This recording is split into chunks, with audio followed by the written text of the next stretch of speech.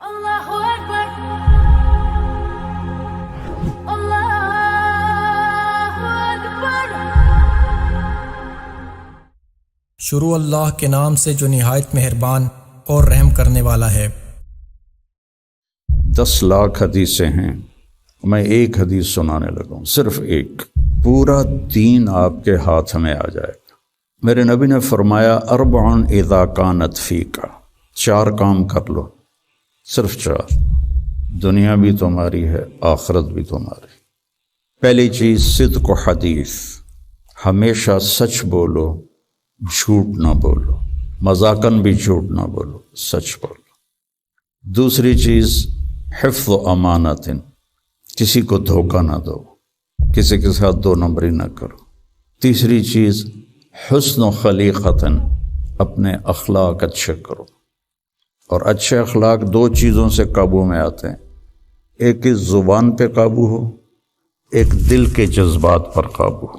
دل میں کسی کے لیے نفرت نہ ہو، اور زبان سے کسی کے کو ذلیل کرنے کا بول نہ ہو، غیبت نہ ہو، بہتان نہ ہو، جھوٹ نہ ہو، گالی گلوچ نہ ہو، کسی کو دل توڑنے والی گفتگو نہ ہو۔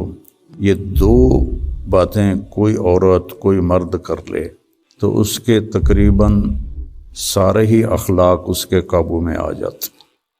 ابو دجانہ رضی اللہ تعالیٰ عنہ بہت بڑے صحابی ہیں، ان کے اتنے فضائل ہیں، کتابیں بھری پڑی ہیں، لیکن وہ فرماتے تھے کہ میرے بھائیوں، میرے پاس بخشش کا سب سے بڑا جو عمل ہے وہ یہ ہے کہ میں نے اپنی زبان سے کبھی کسی کو دکھ نہیں پہنچایا، اور میرے دل میں کسی کے لیے نفرت کوئی نہیں ہے۔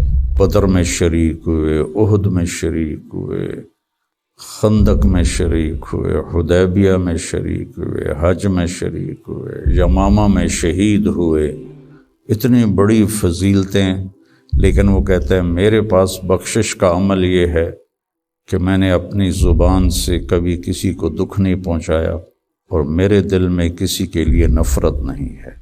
فرائض کے بعد اس 2 چیزوں پہ آپ عمل کر لیں تو آپ کے اخلاق بہت عالی ہو جائیں گے۔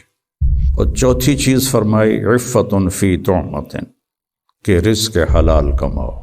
تو یہ 4 کام ہیں، سچ بولنا، دیانتداری سے کام کرنا، دھوکہ نہ دینا، اخلاق اچھے رکھنا، اور رزق حلال کمانا۔ تو ان 4 کاموں پر جہاں مرضی آپ دنیا میں زندگی گزاریں، آپ کی دنیا بھی بن جائے گی، آپ کی آخرت بھی بن جائے گی۔